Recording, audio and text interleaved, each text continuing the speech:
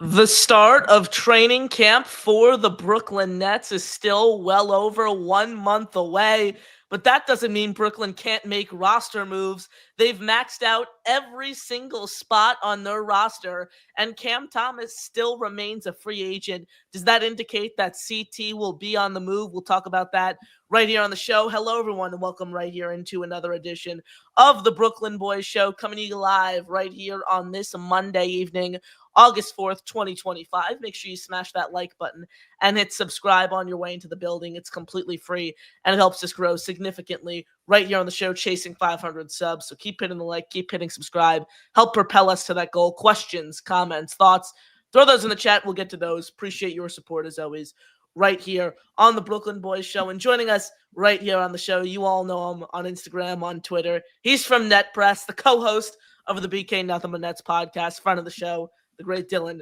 gracing us with his presence right here on the program.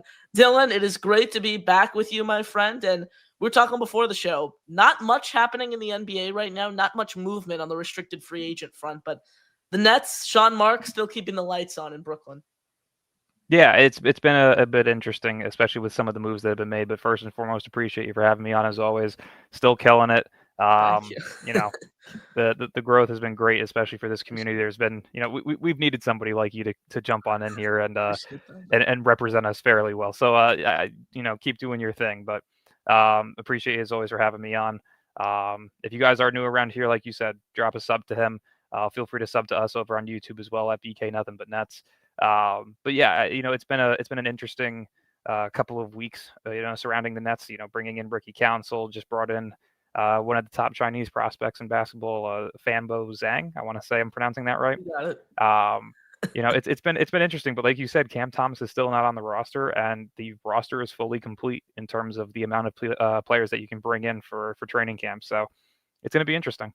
You mentioned Ricky Council the fourth there, Dylan, and that's where I want to start. This is a move that Brooklyn made just a few days ago, and it's a puzzling one for me, someone who was a very inefficient shooter last year. We saw his efficiency peak during his rookie season 2 years ago, but keep in mind, he was just playing, 32, 33 games that year, and his efficiency was at its peak. When you saw him take on an increased role last year in Philly, Dylan, his efficiency really, really struggled, whether it was inside the field from beyond the arc. Didn't show much playmaking prowess, didn't average many points per game. This is a move that doesn't make much sense to me when you already have so many guys battling it out here for a roster spot. Yeah, it's again with with Shaw Marks, it seems like we constantly have these questions on what the hell is he doing. Does this move look good? If it pans out, sure. Ricky Council's a guy who has seen significant minutes on the NBA floor. He's still fairly young at he's 22, 23 if I'm not mistaken. 23. Yeah, so I mean he's got some upside still left to him.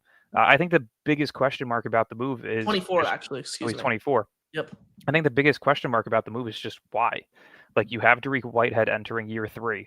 You need to see minutes from him. You just drafted Drake Powell. You want to see quality NBA minutes from him to develop him properly. You just brought back Zaire Williams, who's a guy that I've mentioned a couple of times here, that the contract that he was given is kind of strange, because you would think if he hit the open market, he could get a little bit more. I had him projected around like 9 to 13 million per year, and he only got 6. So to me, I think that's a tradable contract and something that could be looked, to package with a guy like Nick Claxton or Cam Thomas, if something is to happen prior to the season beginning. And I don't want that to happen. I mean, I'm a big Zaire guy. I was extremely happy when we got him. I was speaking very highly of him throughout the entire season. That was a guy that I really wanted to see pan out and stay in Brooklyn long term. Do I think anything's, imminent on a trade happening? No, but is he a potential piece that could be included in the near future? By all means, yes. So when you factor in the fact that you have Zaire, Dariq, Drake Powell, there's really not a set in stone position for Ricky Council to see any form of quality minutes, whether that be, one of the first guys off the bench or one of the last guys off the bench. So it's a bit difficult to kind of get a grasp on why you brought him in, but it's a non-guaranteed contract. I believe it's a standard, partially guaranteed, but not fully guaranteed contract. So there's a lot of things to be done. I've kind of pitched the idea already of guys like Jalen Wilson and Tyrese Martin being released at some point in time, just because you don't have the roster spots necessary for them. You have to think, with the additions of Michael Porter Jr., Terrence Mann, the 5 rookies, that's already 7 roster spots that are filled, not even, bringing in the fact that you have Noah Clowney, Dariq Whitehead. You brought back Zaire Williams. You have Nick Claxton as of right now. You have Day'Ron Sharp who came back. That's already 12, 13 roster spots. So, and that's not even including Cam Thomas, of course. So it's there's a lot of missing pieces that are still waiting to be figured out, and there's going to be a lot of moves in Brooklyn here in the next month or so to try and figure out how to condense that roster down to 15. Second player the Nets signed there, Dylan, you mentioned him. Fanbo Zeng, Chinese prospect, spent minimal time in the G League with the Indiana Pacers, played on their summer league team briefly. Dylan, how do you view this signing? Kind of break it down for us here. I know we were talking off air about Fanbo. Who is he as a player? Does he make the final roster? What does this move mean for Brooklyn? Yeah, I definitely think as of right now, this is the top candidate for the final two-way spot. I don't think there was really anybody in the summer league outside of Tyrese Samuels. I want to say that was his name. Caleb Daniels? Caleb Daniels was another guy, but just a bit older. Yeah, Caleb Daniels was a bit old for me. He's 26. Yeah, a bit old to be getting a two-way spot and a shot in the NBA as of right now. I think Fanbo is definitely somebody who can be in contention for that final two-way spot. I'm looking at his stats right now. This past season, at the age of 22 in the Chinese Basketball Association, he put up almost 15 points, 14.7 points per game. He shot 53% from the field and 41% from three, and added 1.6 blocks per game. So, I was a big, advocate for Rasheer Fleming coming out of St. Joe's this past year in the draft. Ultimately ended up falling to the second round. I believe he went to, Minnesota? Or no, Phoenix. Phoenix traded up for him. He reminds me a lot of him. He's a lefty, which is pretty impressive. Fleming a righty, so that kind of doesn't have the corresponding factor of why I see them the being shooter, baby. very, very good shooter. If you look at the splits of Rasheer Fleming and Fanbo, they're identical. I'm pretty sure Fleming shot 53% from the field, and I think it was 42% from three, if I'm not mistaken. So very similar numbers. At 6'10", Fanbo's versatility as a stretch four, as a stretch five, he can play both positions. I definitely think it's something different that the Nets need. So I would absolutely love to see him, work his way into that final two-way spot and hopefully be a potential Sean Marks gem that he finds out of nowhere. So we'll see, because I don't give him credit very often, but I absolutely love what I saw out of him so far.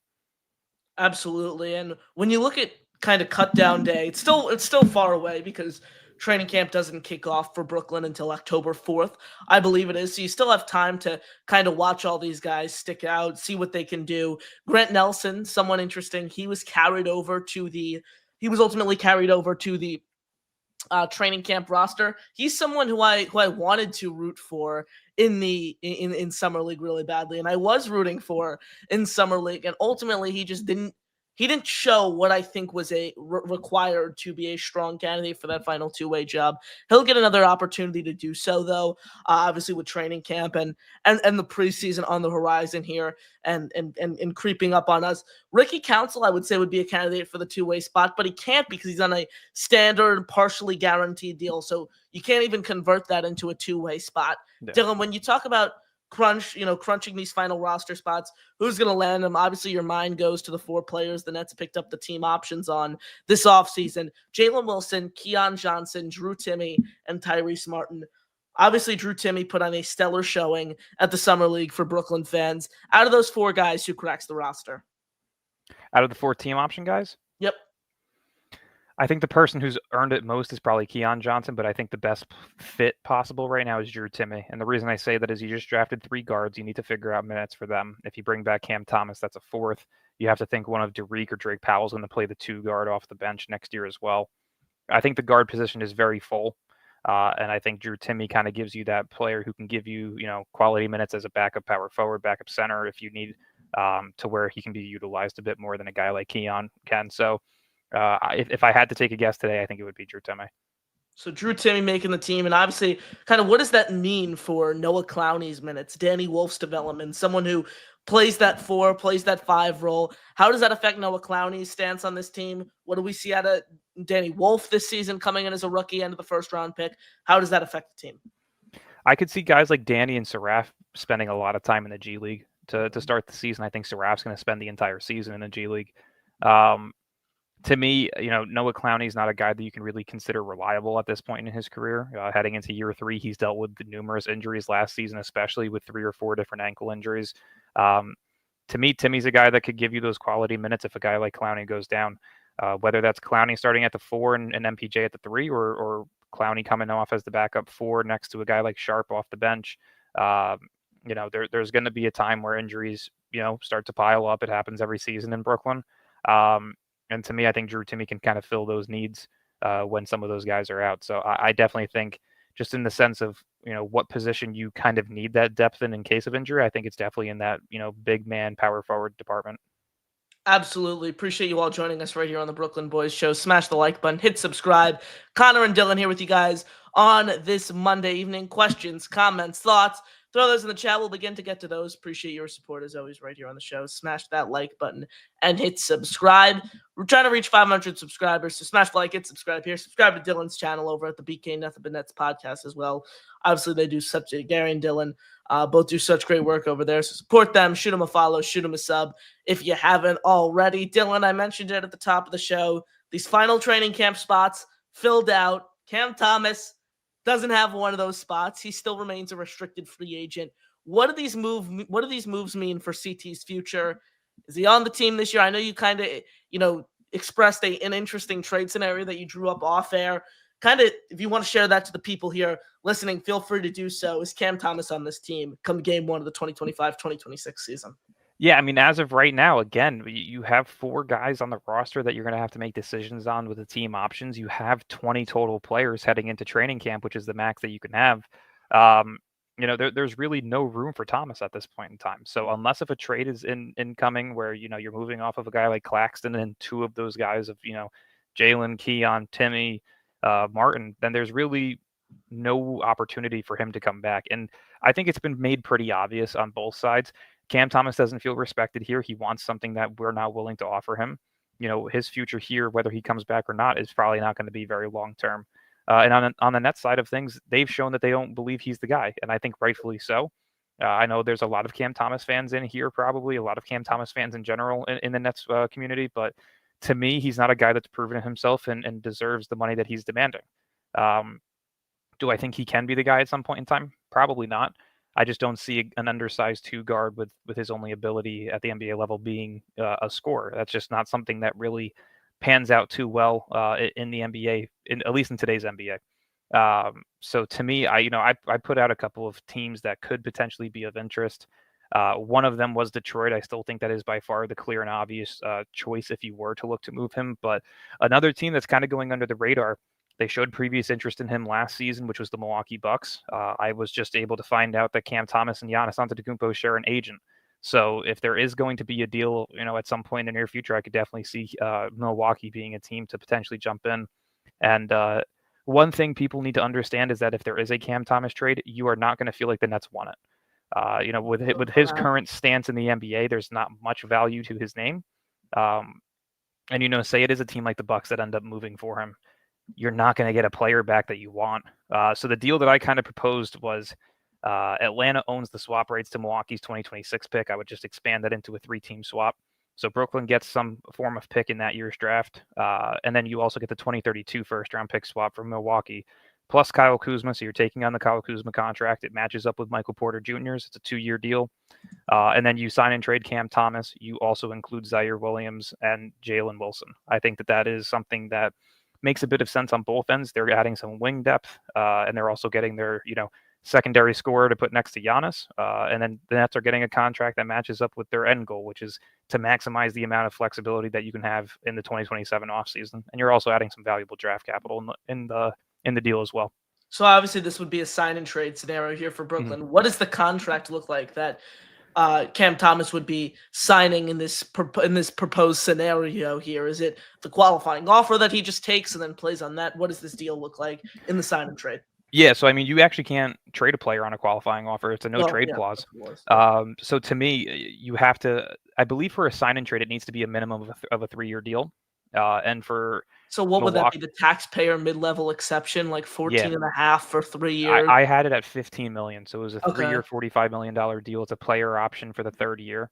I definitely think that is something that could be of interest because, again, I don't think it's necessarily the money that's the issue. I think it's the respect level on both ends that's the issue. If Cam Thomas feels, playing in Milwaukee next to Giannis with, his agent, being on both ends of that conversation, I think that's something that they could definitely put to the side for at least 2 years before being eligible to opt out and ultimately hit free agency in 2027. So, I could see it. Do I think it's likely? Probably not. I still think the Detroit deal is much more likely than anything. But again, you kind of have to find that middle ground, whether or not he's coming back or if you're looking to move on from him. At the end of the day, if you're a Nets fan, you should not be hoping that he comes back on a qualifying offer. It's useless for Yeah. both sides. One, you can't trade him because he will, opt to not take on any deal that he doesn't feel is fitting. And two, he can openly leave you in free agency the following season. So to me, it's not worth trying to keep this relationship going if both sides are not going to see the value in each other. Um, and I think day by day, a Cam Thomas, potential move could be coming closer and closer. I was told, a couple of days ago that you could be expecting a Cam Thomas update sometime this week. I'm not going to say that it's the most reliable news in the world, so don't take my word for it. But I was told by somebody on the net side of things, very low level, but I was told that there could be a potential update on Cam Thomas, whether or not that's contract negotiations. The Nets potentially being open to moving him. We don't know yet, so I would expect something here shortly, though. Absolutely, and I think the restricted free agent market overall as a whole hasn't shown much movement. Whether it's on the Nets front with Cam Thomas, you still even look at a guy like Jonathan Kuminga with the Warriors, Josh Giddey with the Bulls, and you look at Quentin Grimes still with the Philadelphia 76ers. As we still inch closer here to the preseason and training camp, there hasn't been much movement overall with all four of those guys. So that situation obviously going to be something that Net fans continue to monitor every single day. Dylan, Fred Katz of The Athletic did a poll with executives. I don't know if you saw it, 14 league executives, I think it was, on what they would do with Cam Thomas. One executive actually had the Nets dishing him out, I think, like $25-30 million a year, which was crazy. And then you saw some go as low as like $10-12 million a year, which I think is more fair of a range. You mentioned the Detroit Pistons as a trading partner there. What does that deal look like? We've heard Jaden Ivey and the rumor mill is someone on the trade block. Is it Jaden Ivey and a first for Cam Thomas? What does that alleged deal look like? Yeah, I don't know what the specific pick would be involved in that, but you'd have to think it would be Jaden Ivey on a pick. Again, if you're doing any sign and trade scenario, it has to be a minimum of a 3-year deal. Again, I don't see him getting anything more than 18 million from any team that's going to want him, just because you're going to want him for cheap to compete for a couple of years prior to having to sign him, and you also have to realize if he's actually worth it or not. So I think a team getting him on a 3-year player option deal, 15 to 18 million a year, I think teams will be open to it. But yeah, you're correct. The Jaden Ivey rumor mill was sounded off a couple of weeks ago. There was a report. I forgot who specifically put it out, but they had mentioned that Jaden Ivey was a name to monitor who has been brought up in trade discussions and could be a possible trade deadline, person that gets moved. But, a lot of people, I had actually put out the mock trade myself on Instagram, and a lot of Detroit fans were annoyed with it. Um, for both sides, I think it makes a lot of sense, though. If you're looking at the current state of Detroit, you really don't have that second option guy to put alongside Cade Cunningham. I don't think Ron Holland's the type of guy to become a second option. Sword Thompson, same thing in terms of scoring. Both of them are incredible versatile defenders and bring athleticism and playmaking. But neither of them have that it factor of becoming a true solidified second option scorer. And I think that's kind of what Detroit's missing. And when you look at the fit between Cade Cunningham and Cam Thomas, Cade at 6'6", he can score from all three levels of the floor. He does it efficiently. He does it at, a superstar level, but he also has that elite playmaking aspect to his game. He's a really good quality rebounder and a very solid defender as well. So I think he kind of cancels out some of the deficiencies that Cam Thomas has as a basketball player. And not to mention, if you're putting Cam Thomas next to Cade Cunningham, Ron Holland, Sword Thompson, and Jalen Duren, that kind of fits every single issue that you see in Cam Thomas's game, whether it's rebounding, defense, playmaking. And I think that really would help him long term. And not to mention, like you said, adding a guy that can give you second option quality scoring, whether that's 21, 22, 25 a game. I definitely think that's something that could catapult Detroit into being a threat in the East. Now, maybe not a finals contender, but second round, potential Eastern Conference Finals, depending on injuries. Yeah, you could definitely see some upside in that team long term. Shout out to all you Brooklyn Net fans joining us right here on the show. Smash that like button. Continue to hit subscribe. Thank you all. Questions, comments, thoughts, keep them flowing in the chat. We'll get to those shortly. Appreciate your support as always right here on this Monday evening. I will say, Dylan, if you get Cam Thomas on a 3-year deal that's like $15 million a year, we'll say, so 3 years, $45 million, I'd assume I'd rather keep him than trade trade him for Jaden Ivey in a first-round pick. Yeah, it's interesting because again, you have to think regardless, right? Whether he comes back or not, you have to think he's the first piece added in a trade. Whether that be just to get rid of him because he's not happy here, or to move on from him and to gain a star. And I think that's kind of the unfair situation that Cam Thomas has been put in. It's very similar to what D'Angelo Russell was in Brooklyn, right? You got him at a young age, wasn't a star player just yet, but he ended up making the All-Star game the year that you had him, and then he was immediately shipped out when the time came for a star. And I think that's a very similar situation to what you could see with Cam Thomas, a guy who isn't solidified in this league as a star, but has the capabilities to have that 1 or 2 caliber star season. Do I see him as a long-term top-tier option? Probably not. But for a team looking for a player who fits their timeline, who can give them that second option scoring, I could definitely see a team showing some interest there. But again, I'm not opposed to bringing him back on a multi-year deal.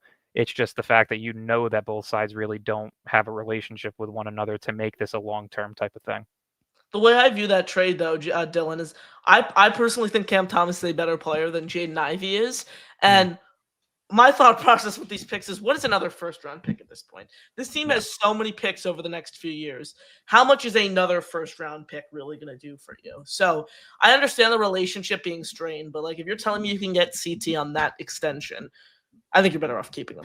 That's the thing, is I don't think he comes back to this team on that extension. I think he wants to stay in Brooklyn. I really think he does. Yeah, I don't. Everything that I've heard on both ends, like we've said, there's been an obvious, restraint on believing in Cam Thomas in terms of the organizational standpoint.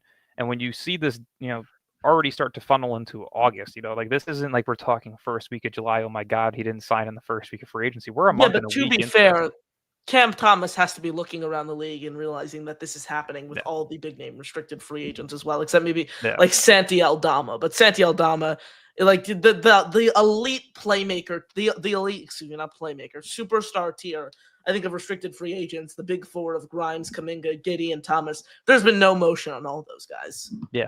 No, it's been a dead market. We haven't seen anything like this, and it's because of the new CBA. And I think that's also something that some of these players aren't really getting a grasp of.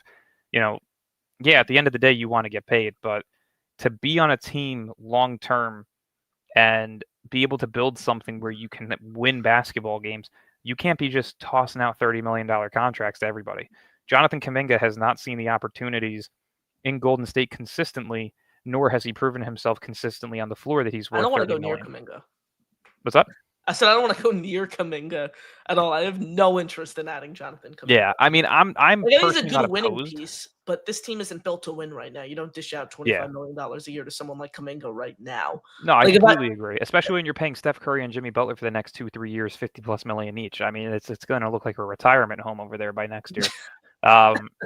It's just they're not in the position to start funneling out money, like you said, and their main goal has been to try and pursue Giannis when that time comes. So, I don't think they're looking to cough up money anytime soon.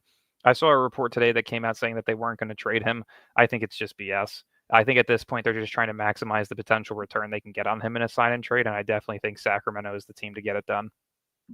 Absolutely. And I think when you look at all these restricted free agents, it's so different with pretty much every single player because it's a different scenario, different team, different market. If you had to make a prediction, general prediction here, NBA, among these 4 restricted free agents, how many of them and who are they that go back to the team they played for last season? I think Giddey goes back to Chicago. I think Quentin Grimes goes back to Philly. I do think Kuminga gets traded, and I'm 50-50 on Cam Thomas right now. Where does Kuminga go? Washington? No, I think Sacramento. Okay, so he goes to I do think Sacramento's going to get it done. De'Aaron? What's up? Even after they're just about to close in on this deal with De'Aaron Fox? Who? What you saying about Sacramento? Oh, I think Jonathan Kuminga in Sacramento. I keep forgetting that De'Aaron Fox just signed with the Spurs. That's yeah. not. him and there's another player I'm thinking of who I always get mixed up on like them compared to their old team. I was about to say, I was like, as those words came out, like, wasn't that just with the Spurs? So yeah, Yeah, scratch that. My bad there. I think Sacramento is the team that ultimately pursues Kuminga the hardest. I definitely think that deal needs to be expanded into a 3-team trade. I don't think Sacramento is going to look to try and bring on a guy like Kuminga without moving on from a DeMar DeRozan. So it's going to just depend on how they can get that done. I know as of right now, Golden State doesn't really have much interest in Devin Carter and Malik Monk, which is kind of surprising. I would think they'd want Malik Monk. But yeah, I mean, they've got to work things out. I definitely think that's a deal that gets expanded upon, though.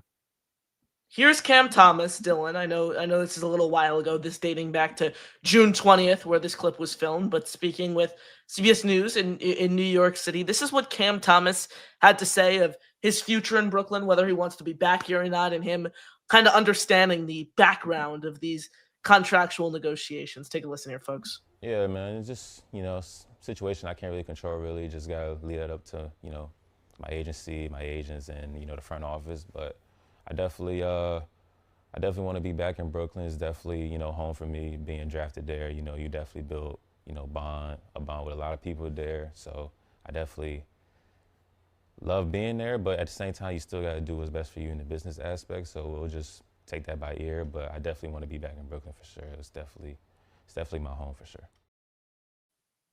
Do you think there'd be any hometown discount potentially for Cam Thomas? Like maybe he takes a couple $1 million less to stay in Brooklyn. I know this is a little while ago, but I truly think these words still apply with Cam Thomas. I know you see him getting into these Twitter fights with Zach Lowe and talking about Sean Marks. I think it's a pure negotiation tactic. We see it all the time with these different guys. I mean, the football example right now would be Micah Parsons, who just requested a trade because he's not happy with the contract negotiations. He's still wearing a Cowboys uniform at at Cowboys training camp. Like all these different players making subtle comments about the GM unfollowing teams and doing all this nonsense. I think it's a pure negotiation tactic. Yeah, it definitely could be. Do I think Cam Thomas wants to stay in Brooklyn? Yes. Do I think his agent wants to? No. And a lot of that stems again with the relationship with Giannis, which is why I kind of link Milwaukee with them. If you remember last season, there was rumors about Brooklyn and Giannis and whether or not they would potentially look to try and trade for him mid-season. Milwaukee and some of their reporters, Milwaukee and some of their reporters had put out, that they were interested in Cam Thomas and Dorian Finney-Smith. And what that told me, just as somebody who tries to put 2 and 2 together, is okay, if you want Giannis, we want Cam Thomas. But if you don't want Giannis and you're not willing to give up Cam Thomas, then we're looking to compete, so we want Dorian Finney-Smith. So it's kind of just like a middle ground on whether or not which side's going to break first. I think if they really wanted to get this thing done, you could do a 3-year, $19 million annual contract with a player option for the 3rd year. I think that definitely gets it done. I don't think he's worth $20 million a year. I don't really think he is either. I don't think he is either, but you're kind of, when you're giving out a multi-year deal like that, you're kind of just betting on the upside, which to an extent I can agree. Most of the time I don't. But if you're looking at what Cam Thomas could be as a maximum, player in this league in terms of his ability, are you looking at a 25+ point per game scorer? Yeah. Could you hope that the playmaking numbers go up to over 5 assists a game? You could hope. So you're kind of just banking on that, right? Because let's just say he does have a year next year where he's putting up 25 a game, 5 assists. He's shooting like 46, 47% from the field, 36, 37% from 3. Then you're looking at a guy that's probably worth more along the lines of 25 to 30 million per year, right? Absolutely. So to me, it's like if you're going to look to continue this relationship with one another, meet in the middle, right? He's demanding 25 to 30 million. You gave him 14. I'll meet you in between your 25 million asking range and give you 19 to 20. But it would be a 3-year deal with the player option. The taxpayer mid-level exception for me is like is on a multi-year deal. I think is the most fair, which I think is like $14.63 million, something of that nature. Like I think that's the most fair for someone like Cam Thomas. He needs I to think it's absolutely fair, especially with the market that he has. There's no market, right? There's no team with cap space. There's no team that wants to pursue him in free agency, and there's really no reported teams that are showing interest in him via trade. He doesn't have any options. Do you like the way the Nets have handled the negotiations? I was having this debate the other night. Are you pleased with the way Sean Marks has been handling these negotiations? I've always been a person that's very anti-overpaying. Like as a Steelers fan, I didn't want to pay TJ Watt. I actually wanted to trade him. And that's crazy to say because he's one of the best players in the league, right? He's a top 3 defensive player. He's one of the most impactful players. But to me, I'm still not okay with them giving up that type of money for him at his age and with Highest his non injury paid history. quarterback in NFL history. Yeah. Yeah, it restricts you a lot, and I'm very adamant on that in the Nets side of things. I was fully against the Cam Johnson contract. I was fully against the Nick Claxton contract, and I'm against giving Cam Thomas anything higher than the mid-level exception. If there was a team out there pursuing him and offering him that 16 to 20 million range, that's a different story because at that point you have a competitor. Now it comes down to do you want the player or not, right? And 9 times out of 10, you're not going to want to lose a player for nothing, especially of his caliber. So to me, is the mid-level exception fair? In this market, yes. Is it fair for him as a player? Probably not. I was having this debate with my co-host Josh, and Josh was disappointed in the way the Nets have handled this and the way that the Nets have kind of gone along dragging this. I'm actually very pleased with the way Sean Marks has handled this. I mean, you mentioned Cam Johnson there. That was an early offseason signing that I think was, what was that, 3 years, 75 million, something along those lines. Somewhere in the, I don't know if it was exactly $75 million, but somewhere in the 70s across 3 years, which is still, Cam Thomas, I think is a good player. He's not a 3-year, $75 million player by any Not even measure. close. Nick Claxton at least was a little like, I was still against the Nick Claxton contract, but it was at least a little different. He was coming off a defensive player of the year caliber season, compared to Cam Johnson, who kind of was just a role player the year before. He had a good year back half of the season with Brooklyn, obviously after being acquired in that Kevin Durant deal, but still he was nothing more than a role player at the back end of that season for Brooklyn, and obviously spending the first half of the year in Phoenix. I think Sean Marks has been very stingy with these negotiations. I think he's done a great job of putting his foot down and really, like, Cam Thomas can talk about leaving Brooklyn all he wants. The bottom line is no team is signing Cam Thomas. No. Like, maybe if you go as low as the qualifying offer, which I think it could get to a point where it really does get as low as the qualifying offer, which is crazy to say right now because you go to the start of the offseason, I was viewing Cam Thomas as someone who could potentially get $80 million across a 3-4 year deal. And just so much has changed since the offseason really kicked off in April. So, I mean, unless the negotiations get down to the point where it's like Cam Thomas on the open market and he's going to sign somewhere for under $10 million, the Nets, I think Cam Thomas is going to sign with the Nets, whether it's a sign and trade or whether he comes back and plays with this team. I don't think there's any team that can sign him in free agency right now. No, not one bit. There's not a single team in this league that has anything more than $6 million in cap space. So that's not going to happen. And like you said, I'm not the type of person that wants to bring a guy back on a 1-year deal. Like I'm not into this whole let me prove myself to earn my money. Lock him in long term, whether that's a 2, 3, 4-year deal, or move on. Because I'm not the type of person that wants to get screwed in the back by a decision in unrestricted free agency that ultimately loses you out on a talent for nothing. So you gotta come up with a decision at some point with this, whether that be, like I said, I think the deal that ultimately gets this thing done is 3 years, player option, somewhere in that 16 to 19 million range. Slightly above the MLE, but not breaking the bank for him. And is that we have a similar thought process there? Is that you said 3-year deal with player option? Is there a player option for the 4th year, or is the 3rd year the option? 3rd year. Okay, so I was saying 2-year deal with a player option for the 3rd year, and I was saying 15 a year for the first 2 years, so 30, and then like a $16 million, $15 million player option for the 3rd year. I think that's fair. I mean, even if you want to do it as a descending contract, right? If you want to give him 18 in his first year, drop it down to 16 and a half in the 2nd year, and then he can opt out of like 14 and a half, 15 the 3rd year, I'm open to that as well, because realistically this year you're not looking to do anything. You know what I mean? If you pay him a couple extra million, it's not going to kill you. So I think, there needs to be some form of middle ground met there. But is he worth anything more than 18, 19 million a year? God no. Even that's a little steep at this moment in time with his market. So hopefully they figure something out. I think it would be fun to see him play alongside guys like Michael Porter Jr. and Yegor Demon. But if he's gone, like I've said all along since the moment he got drafted, I always thought that he was replaceable. I'm one of those. Some people like to call it a Debbie Downer. I like to call it just a realistic fan. There are certain players in this league that are replaceable. And I think scoring is the most replaceable thing in basketball. So I think when you look at a guy like Cam Thomas, I'd say at this point, like in just as a someone who didn't follow basketball, someone who didn't follow the situation, and no, someone who followed basketball, wasn't a Nets fan though, had no idea the situation. Someone just explained it to me in basic terms. What I would say is, I'd say just trade him. I'd say sign him and trade him, do a sign and trade, but at like the same time, or I'd say go into the year on again, you can't well, sign and trade, you need to be on a 3-year deal, for example, or I'd say go into the year, get the most out of him, and then trade him at the deadline. Things like his trade value wasn't even that high. Yeah. It's not like if you sign him and trade him, you're going to get like this huge package.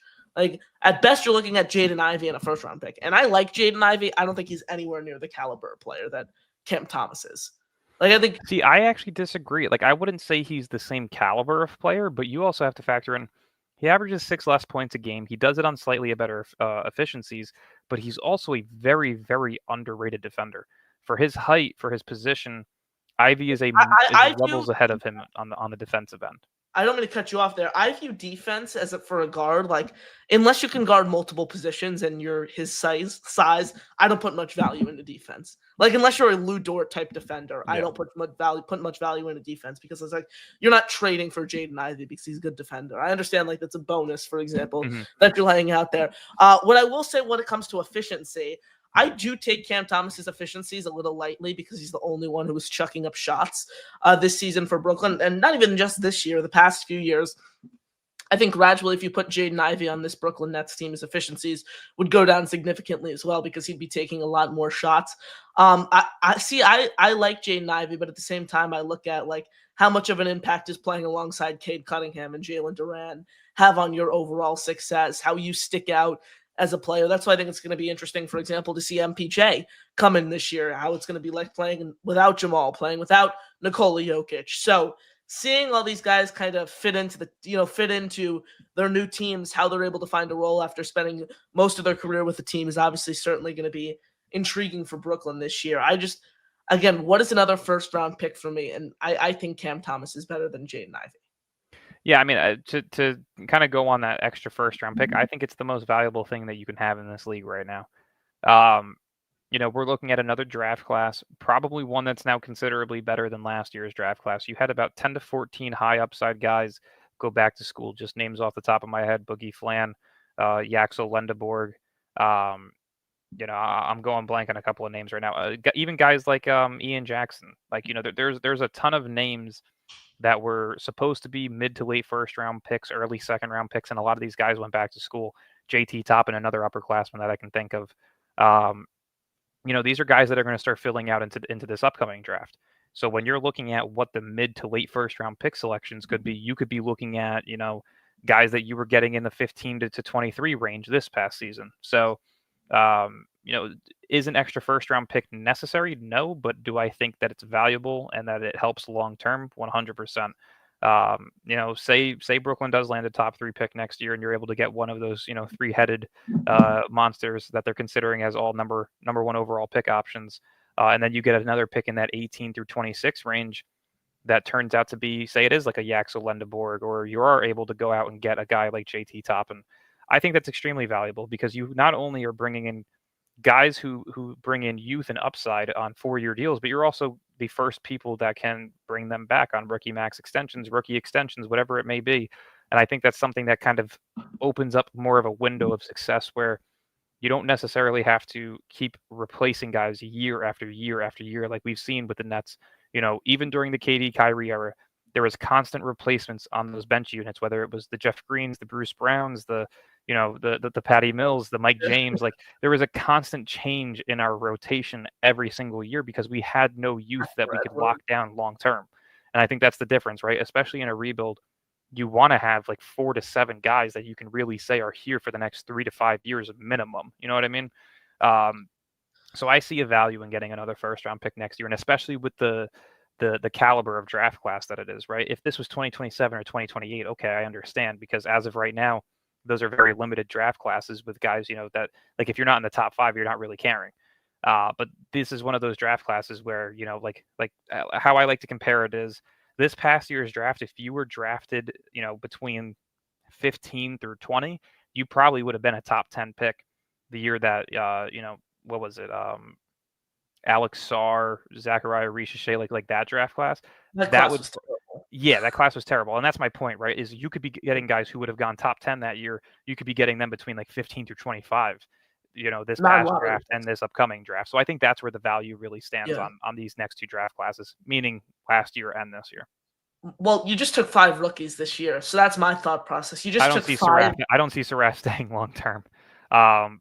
So I don't even He's still consider going to him be here being next again. year. He's still going to be on the team next year. Yeah. I mean, with how packed this roster is, like it wouldn't surprise me if he like was to get cut in the next 2 years, because like I don't see an NBA player out of him at all. I may be in like a minority there, but he doesn't look anything special. He doesn't look like a first round pick. He doesn't look like a guy that deserves a roster spot for a full 4-year contract. I don't know. I'm not high on that pick whatsoever. Neither am I, but is he still going to be on the roster next year? Absolutely, in my opinion. Yeah, probably. Like whether we like it or not, like you don't move on from a rookie. You don't move on. Yeah, I mean, unless if he's included in a trade. Say you move on from Nick Claxton next offseason and you're going after something of half decent value, maybe you throw in a guy like Saraf to get that deal done. You could, but like, what is another team looking at Ben Saraf? Like someone who probably backup point guard that they can maybe mold. Who they could maybe mold, who has no Yeah. NBA experience, who No, can't shoot. I completely agree. Like like the same way we're doing. I absolutely hate this. I absolutely hate the pick. I will not be. The same way that I was with Cam Thomas, and if you've known me long enough, you will know that I was not a fan of Cam Thomas from the moment he got here. Do I like him as a player now? Yes. Do I think he's God's latest gift? No. I'm kind of in that same pathway with Saraf. I thought it was a horrible pick. I didn't agree with the pick. I didn't even have him mocked in my own first rounds. I think he was an absolutely horrible pick. So until I'm proven wrong, I'm going to be on his ass a lot about it. We spoke a lot about kind of that final two-way spot earlier in the show. Someone who I actually looked and I think is on the Long Island roster this season is Killian Hayes. He hasn't signed elsewhere. All I've seen indicates that he will be on Long Island this year. Why not give a two-way spot to him? Why not have him, compete and try to earn? He's two-way eligible. He has too many years in the league. Killian Hayes? He's 24 years old. Yeah, he has too many years in the league. I think he was drafted too high, and he's already had too many NBA seasons where he was under a standard deal to where he's not eligible for two-way. That's why we couldn't bring him back on a two-way deal when we cut him last year. So what would you have to do? You'd have to release him, sign him to an Exhibit 10, and then convert his Exhibit 10 into a standard NBA deal? Yeah. I'm assuming is what you'd have to do? Yeah. I'd rather roster Killian Hayes than I would. I 100% agree. Like, I really don't like Ben Saraf. Like, I don't see an NBA player. I'm talking Tyrese Martin as well. I'm talking guys like that. Like, he played minimal games in Brooklyn, but he gave you a plus rating every night. He was able to pass for you, shot efficiently from beyond the arc. Why the Nets aren't giving him an opportunity in Brooklyn remains puzzling for me. Yeah, it blows my mind. Some of the decision-making processes over the past 2 years have just been horrible. Like, I was saying it on our podcast today, whoever sat in that room, and by the way, the Nets had the largest scouting department this season. The fact a lot of people, if you watch Scout, they mentioned that they were looking to draft best available. If you had Ben Saraf on your chart as the best available prospect at 26, when you had Liam McNeely and Rasheer Fleming still on the board, you do not deserve to have a job. Yeah, and I'm not even a Liam McNeely fan. I'm not a huge McNeely fan, but like he's at all. Light years better than Saraf. 100%. If you're looking at how they drafted, right, the Drake Powell pick at 22 was definitely a reach, but it made sense because he was a previous projected lottery pick. The upside on him is still there. Catch and shoot threat. Same thing with McNeely. He was a lottery projected pick before the college season started. He was even lottery projected midway through the season when he was playing like dog shit. And by the end of the season, he was projected to go mid to early 20s, and he dropped to 29. If you don't look at that at 26 and 27 and think he's the best player available, you don't deserve a job. Like, Liam McNeely was one of my 6 players that I said I would absolutely not draft. But if he's there at 26, you can't be upset about that. And the fact that you passed up on him not once but twice is pathetic. Like, again, I don't understand the decision-making process of it. Like, I was talking about it early on our podcast, and like, if you were to just redraft the 5 picks, right? Say Jaeger was your guy, they were taking him at 8 no matter what. Fine. Jaeger is the 8th pick. At 19, you could have gotten Will Riley. He went a pick or two after. At 22, you could have gotten Nick Clifford.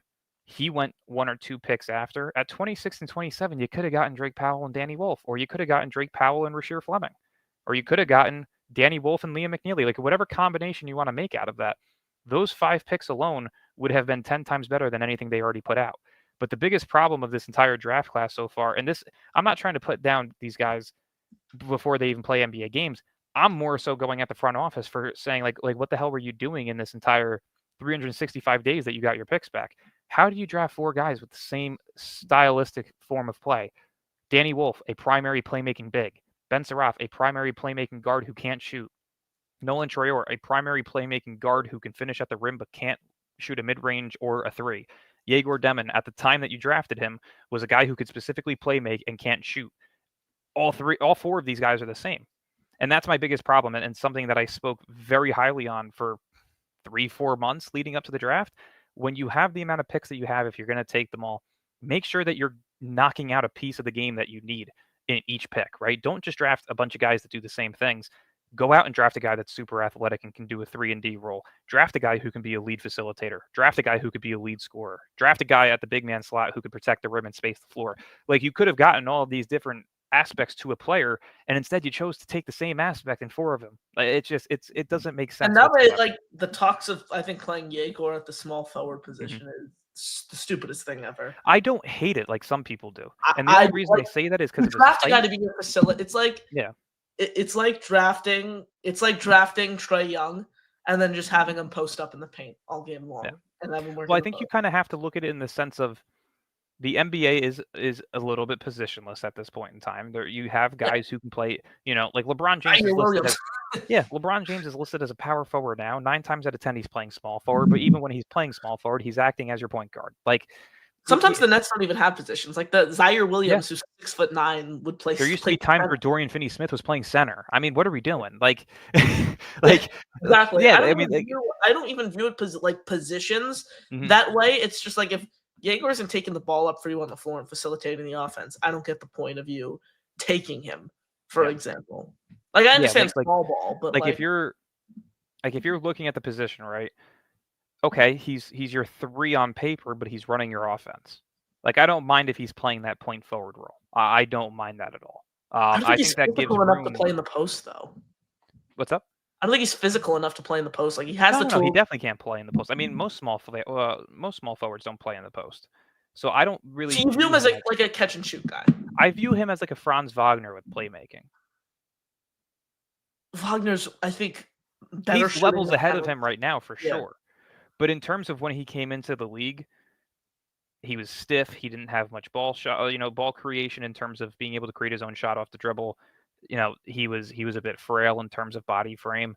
I think Yegor Demon and Franz Wagner is a very interesting comp, because if he can add, 15 to 20 pounds of muscle over the next 2-3 years, you're looking at a guy who can give you five plus assists a night, can space the floor at a solid efficiency. He was shooting something in the 40s in summer league. If he's averaging 37% from 3 throughout his career, that's an NBA level talent from 3. But if you mix in that with the playmaking ability, the only thing that he needs to figure out is one of these 2 things. Can he drive past a defender to finish at the rim, or can he create his own shot in the mid-range? And I think if he develops one of those things, he could by far be an incredible 3rd option on this team. Thank you for joining us right here on the Brooklyn Boys Show. Connor and Dylan right here with you guys. Make sure you smash the like button and hit subscribe. Completely free and helps us grow significantly. Subscribe to Dylan and Gary's podcast, the BK Nothing But Nets podcast. Follow Dylan on Instagram at NetsPress. Dylan, we got time for some questions in the chat? Yeah, let's do it. Awesome. Again, keep all the questions, comments, thoughts flowing in the chat. We'll kick us off here. We'll say what's up to some people. BC, Cisco Lakers. Good to see you in the chat, BC. Generational hater. Fox for $58 million a year is nasty work.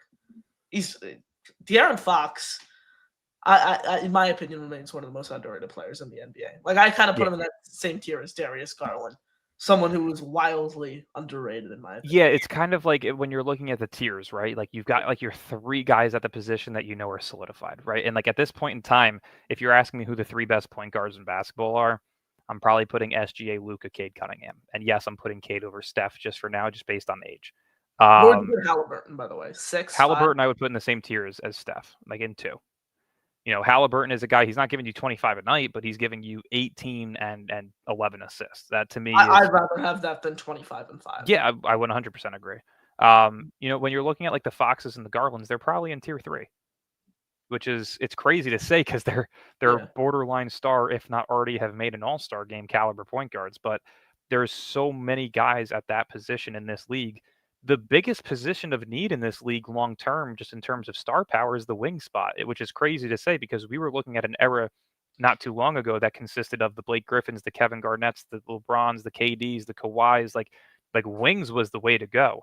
And now you're looking at a league that's very star-studded in the guard and big man department, which is nice because if you look at these upcoming draft classes, the best players: Cooper Flagg, wing; Ace Bailey, wing. Next year you have Cam Boozer, DeBansta, wing; Nate Ament, wing. The years following, you got guys like Tyron Stokes, wing. Like we're gonna start finally seeing some high upside wings that could potentially be of superstar caliber. So, if there's a time to draft one, it's going to be this year for Brooklyn, and I definitely want to see one of Boozer or DeBansta. I'm a big Darren Peterson guy. Absolutely love his game. I think he's one of the best guard prospects I've ever seen. And I don't say that lightly. Like, you're going to get the nerd out of me here real quick, but I mean, draft analyst is one thing that I absolutely love to do. Darren Peterson as a prospect at 6'6" as a combo guard is something that I truly have not seen before in my life as a high school player. He's already got an NBA-ready body. His athleticism is through the roof, like Anthony Edwards. He's able to score from all 3 levels of the floor. He's a high-intensity defender. Incredible IQ and feel for the game. Playmaking through the roof. There's really not a more perfect prospect at the guard spot than him. So like if Brooklyn was to get the number 1 pick, let's just say, and they picked Darren Peterson, like I'm balls to the wall. I'm happy. But in terms of like what the best fit would be if you are to get a top 3 pick, it's probably Boozer or DeBansta, right? You need that wing in this league. Every team that's great either has a superstar big man or wing, right? You can have a superstar guard, but it's not guaranteed that you're going to make it far, right? Like look at Dallas and Luka with Kyrie, right? They made it to a finals, but they couldn't win it. You have guys like Steph Curry throughout his career. He's probably the only anomaly at the guard spot who's ever been able to accomplish anything as the number 1 guy. And even so, he needed KD to win a little bit. So to me, I think the wing position is still the most valuable. And if you can find a superstar in that department over the next year in the draft, that's huge. That sets you up long-term for a lot of success. Your co-host, who thinks smoking a cigarette is better for one's health than eating a Caesar salad, Gary, is in the building. What's up, Gary? Thank you for joining us right here on the show. What an introduction. Yeah. had to throw that in there. Generational hater. Nets don't have assets for Giannis. The F is Giannis going to do with the remnants and leftover scrubs after the trade, lose the play-in game for a couple of seasons before he asks out. I thought the second that rumor for Giannis coming to the Nets came out, I thought it was one of the stupidest things I've ever heard, in my opinion, given the fact that, like, this team doesn't have the assets to win a championship. The way I look at the current landscape of this team is with all these draft picks, you develop a young core, and then when your young core is solidified and you need your superstar to go win a championship, that's when you go all in. You get all your future assets and you trade for a Giannis. You trade for a high caliber player of that nature. You trade for a Giannis. Someone who is a Jokic, someone who's a superstar caliber player in this league. So never made sense to me as to why it would make sense for Giannis to come to Brooklyn, although some people in Nets Twitter and this Nets space vehemently disagreed. Yeah, I mean, the one thing that I will say is I don't not think the Nets have the assets necessary to get Giannis. It's going to be an extreme overpay. Yeah. Like realistically, last year I was looking at a package, and again, I don't want this to happen. I've been a big person in terms of just like the level of followers that I have over on Instagram. Like, I was one of those people that absolutely was against Giannis. Did not want him whatsoever. Had no reason for him. I don't care if he wanted to come here. I just didn't want him. But like, if you were looking at the package that could potentially land him, it would have needed to involve Nick Claxton, Cam Thomas, one of Derek Whitehead or Noah Clowney, and then probably 5 first-round picks. And I'm not doing that. And keep in right? mind, Clowney and Whitehead were both first-round picks. I think a lot of people forget that. And that's what I'm saying. Like, do the Nets have the assets necessary? Yes. Is it worth it? God, no. Like, realistically, if you're the Bucks, of course you're going to want to start your rebuild off with 3 really young players, 2 of which are already NBA starters, 1 of which you can develop into potentially being a starter, and then also gaining 5 to 6 first-round picks. Yeah, if I'm Milwaukee, I'm taking that deal. But by all means, no. I'm not a fan of trying to get him whatsoever. It just doesn't make sense. Not for the Nets side of things. Big homie says, Dylan, you suck. He's back. Without a respect for Connor, I'll just leave, but you already know. Interesting. Well, I'm glad you're gone. Thoughts on Big Homie? He's been harassing the show. Anytime. Generational hater. Love it. You know you're doing something right in life when you have people who hate. Exactly. As former Jets head coach Robert Solomon said, if you ain't have haters, you ain't popping. There you go. Love to hear it. Generational hater. Guard defense is as important as ever in this era where ground coverage schemes are so wildly successful. My point was you don't trade for Jaden Ivey because of his defense. Like, is that a bonus compared to Cam Thomas? Yeah, but like that's not a selling point for me. My thing is, right, like quick question here. Who do you think is a better fit long term next to Yegor Demon and Michael Porter Jr.? Cam Thomas or Jaden Ivey? Cam Thomas. I think so. I think it's Ivey. Because to me, Michael Porter Jr. could be a second caliber option at scoring. Like if you get even a small hint of high school Michael Porter Jr. and college Michael Porter Jr., you're looking at a guy that can give you 22 plus. So he's immediately replacing what Cam Thomas already did for you. And if you look at what Jaden Ivey's production looked like in Detroit, wasn't taking an insane amount of shots and he was still putting up 17 a game. Could he be a guy that's as a third option gives you 18 to 20 a game? By all means, I think so.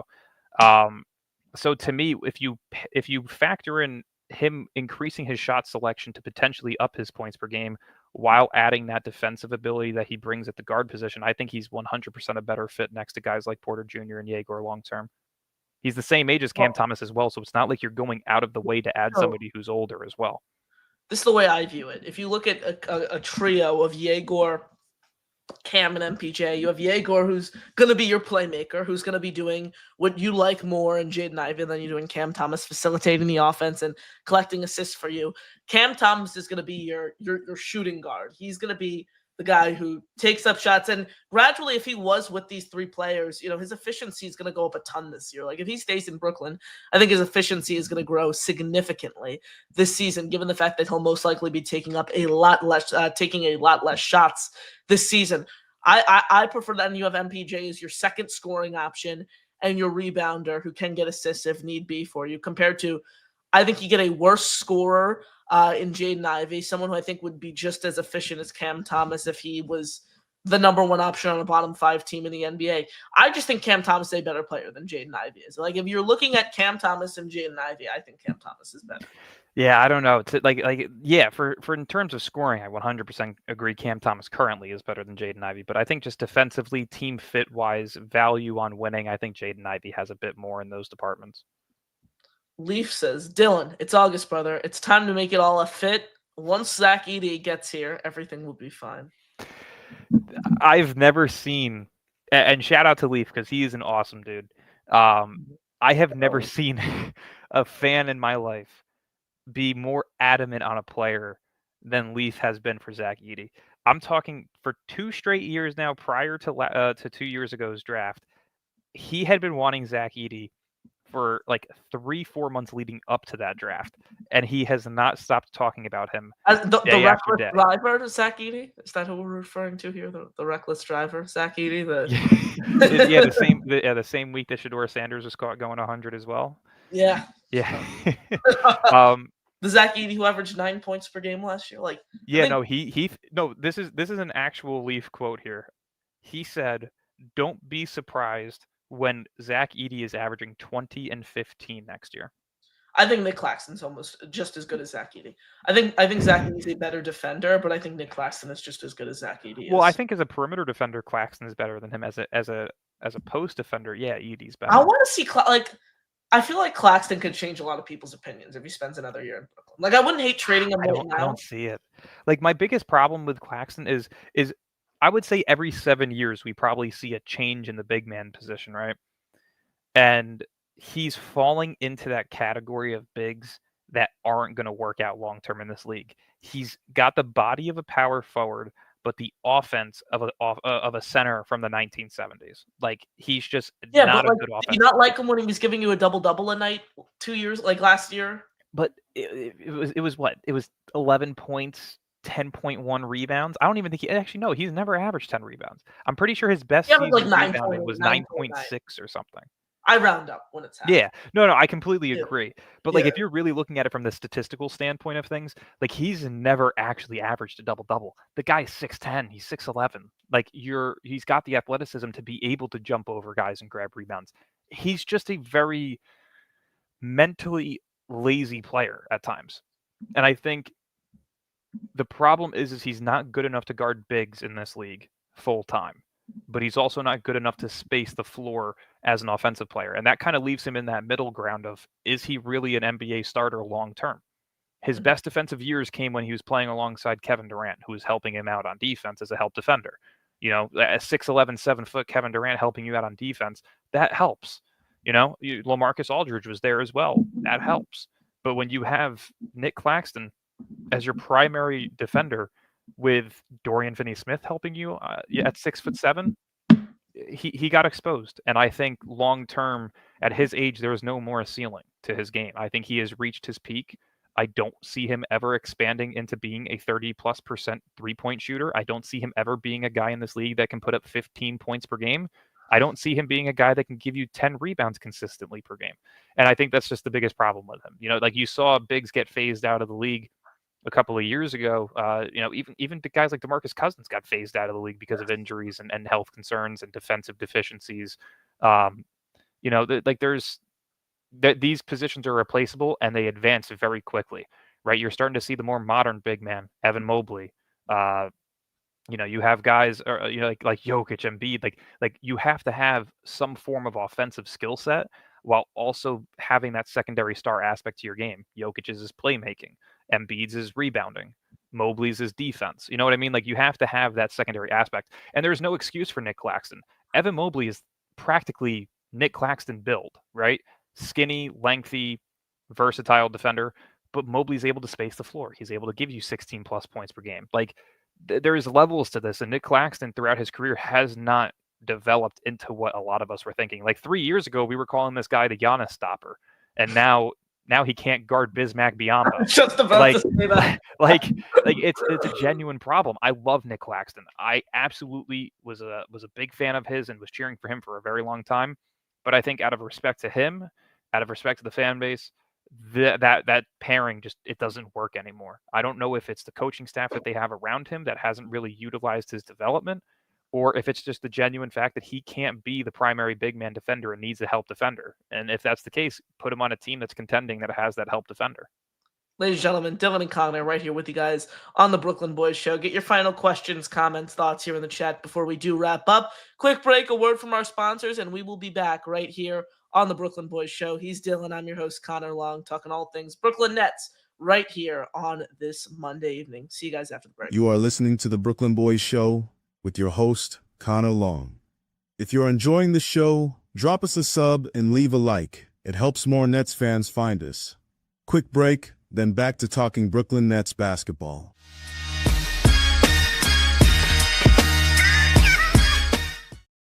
Today's episode of the Brooklyn Boys Show is brought to you by our presenting sponsor, Shoreline Sports Cards, located at 137 Main Street in Port Washington, New York. Whether you're chasing the newest hobby boxes, grabbing singles, or just want to talk cards with fellow collectors, Shoreline is the spot. They've got a massive selection across basketball, football, baseball, and more, with new inventory hitting the shelves every single week. If you're local, make sure to stop by the shop at 137 Main Street in Port Washington and check it out for yourself.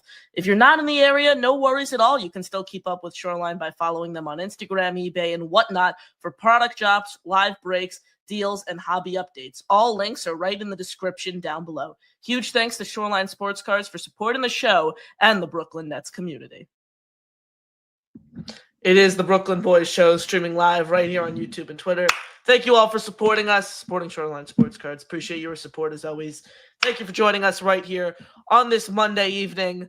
talking all things Brooklyn Nets basketball. Starting to slow down the rumor mill, the news mill, Dylan, but we're still providing daily content. You on Instagram, me on YouTube. So support both of us. Obviously, right here on the Brooklyn Boys Show. Dylan over at Net Press on Instagram. We'll be back tomorrow, 9 p.m. EST. Jed Katz of Sports Illustrated will join us. He put out a very interesting mock trade for Nets on SI, so we will break that down. Dylan, thank you so much for sparing some time for us.